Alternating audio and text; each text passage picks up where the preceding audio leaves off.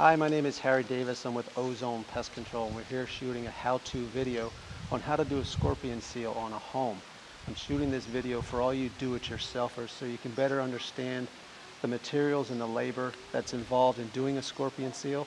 And if after this video you decide that it's too labor-intensive, please feel free to give us a call. Some of the products you're going to want to use are right here in front of you. One of them is this weather stripping. To do one door, it's about $15. And again, you can buy this at Home Depot. Another product that we use is this Alex Plus through DAP. It's a silicone, it goes on white and it dries clear. It's about 25 bucks for a case of 12. It's very important that you make sure that it dries clear, because when you put this on, you don't want to leave a white mark wherever you use it. Another product for about 5 bucks a can is this DAP-Tex Plus. It's a foam sealant. It expands just a little bit, just to cover a little bit bigger areas than you would with the silicone. You're obviously going to need a caulking gun, which for about $3 or $4 you can get this also at Home Depot. And then a bag of steel wool. The steel wool is probably about 3 or 4 bucks as well. And oh, don't forget, you're going to need some knee pads, because when you're crawling around the bottom of the home, you're definitely going to need some knee pads. And we also recommend some rags for cleanup. Out here in the Southwest, instead of white picket fences, we've got these lovely block walls that separate our property lines. And that's where I like to start when I'm doing a scorpion seal, is right at the property lines. What you're going to want to do is take your silicone and seal up that crack. Now on the border property, you're going to want to do your neighbor's side as well. You ask your neighbor, I'm sure they wouldn't mind you doing it. But this is how it goes.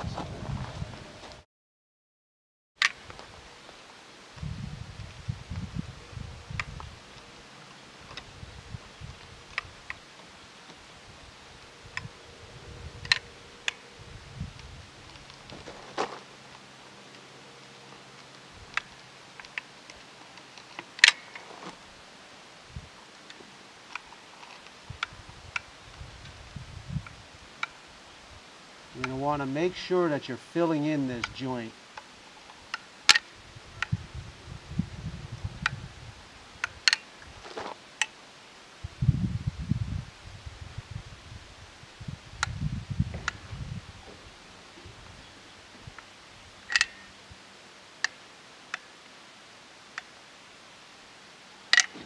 And just take your finger, clean up any excess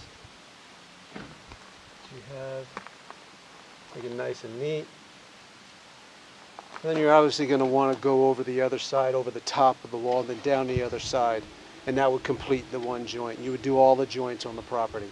Now we're going to go from the joints of the block wall that we just sealed, where the scorpions will hide, to where the scorpions will actually try and get into your house. This is a stucco house, and at the bottom of the stucco is a weep screed. Well, that weep screed's got a gap on the bottom of it, and anything with a gap bigger than the thinness of a credit card, you're going to want to seal up. The only thing is, it's very important that weep screed also has holes in it. Do not seal up the holes, because then that does not allow your stucco to drain.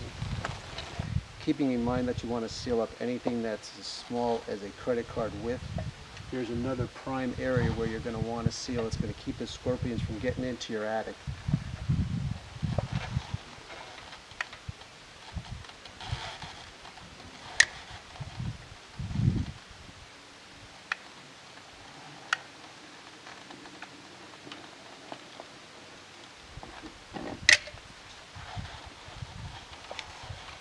You can see the idea here is to seal everything that's about the size of a credit card. So you're going to want to go around the outside of the house, checking all the plumbing, checking any electrical, anything that enters the house, lighting, exterior lighting, anything. You're going to want to go around and just silicone them all up.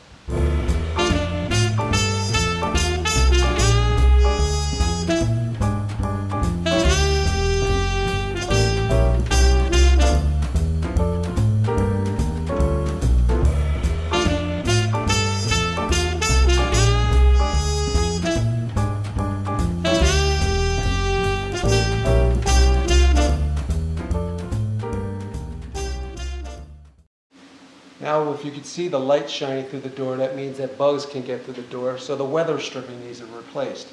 This is the weather stripping. You use just a pair of scissors to cut it, and we'll show you how to do that right now. All you're going to do is take a pair of pliers,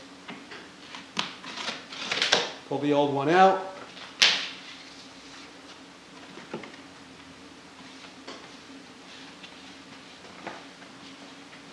push a new one in.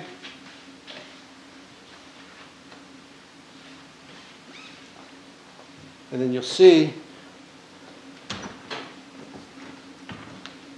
there's no light shining through the door. The problem is solved. For the sake of saving time, you would do that around the whole door, but just for the sake of time, we're just going to do this side. We're inside the home now. We're going to show you a couple other areas where it should be sealed as well from the inside. For the sake of saving time, I've taken the vent off. A lot of times we'll hear that the customers are saying that the scorpions are coming out of their vents. It's not the case. Your vents are sealed. What is happening is between the attic and the vent, there's typically a gap in here where there's enough space for scorpions to get through. So what you would do is you would seal this up with that silicone as well, and then simply put the lid back on, and then you're done. Now once you're done with all of your air ducts and your lighting, if you've got hi-hats, you'd want to seal those off as well. Once you're done with all that, you're going to want to do your plumbing. And one of the key spots for the plumbing is right where the shower head comes out of the wall. This little ring here will twist off. You'll be able to pull that off and seal behind the wall where the plumbing comes out, and then just push that ring back over. All of the plumbing where it comes out for your toilets, underneath your sinks, you're going to want to seal all of those areas with that same silicone. That concludes this video for the scorpion seal. I hope it's helped all of you do-it-yourselfers.